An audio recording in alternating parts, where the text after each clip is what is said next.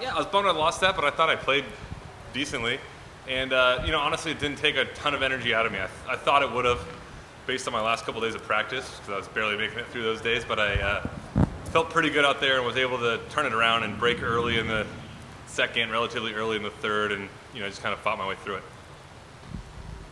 Next question. Let's go ahead and raise your hand. No more questions?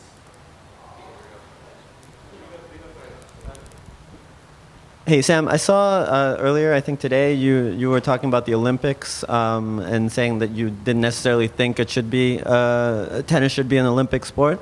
Can you just expand upon that a bit?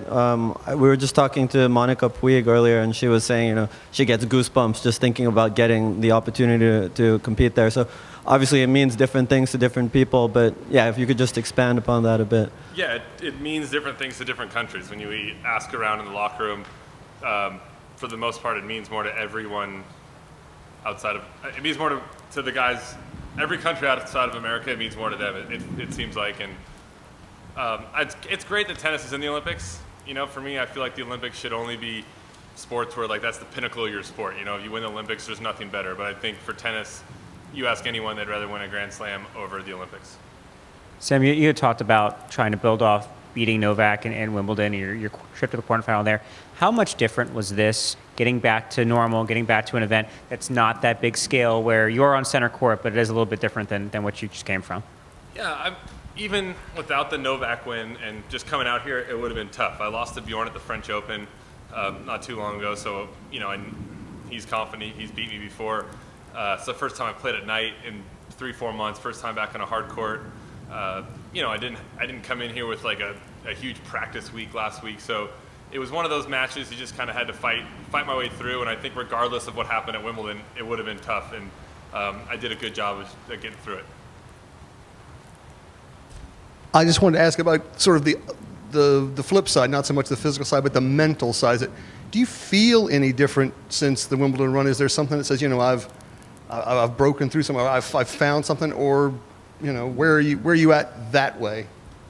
I feel the same, maybe a little cooler, but no, I pretty much feel the same. I'm confident, but even without, anytime someone wins, they're confident. So beating Novak or not beating Novak, anytime you go on a run or win a tournament, you're feeling confident. And there's nothing better walking out of the tennis court than feeling confident.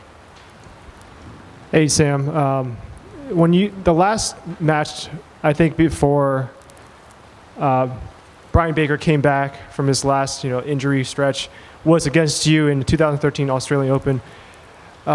What's it like seeing him back on the tour? And does it, for someone who's had so many injuries, what's it like? Is it inspiring seeing someone come back from so many injuries? Yeah, I'm happy he's back. Brian's a great guy. He's one of those guys that we're all friends with him, all the Americans, and I think all the other guys are too. We're all cheering for him, and to come back time and time again like he has is amazing. I've had a couple injuries myself and come back, and he's had that times 10. So I know what it's like on a small scale, but he really knows what it's like. And so every match he wins, I'm excited for him. I'm really thrilled that he gets to go to the Olympics and be a part of that. And hopefully he can get things rolling and get back into the mix and get in the top 100 again. How long have you known him? I didn't know him growing up because he was a little older than me, but I've known him somewhat well for 5 or 6 years.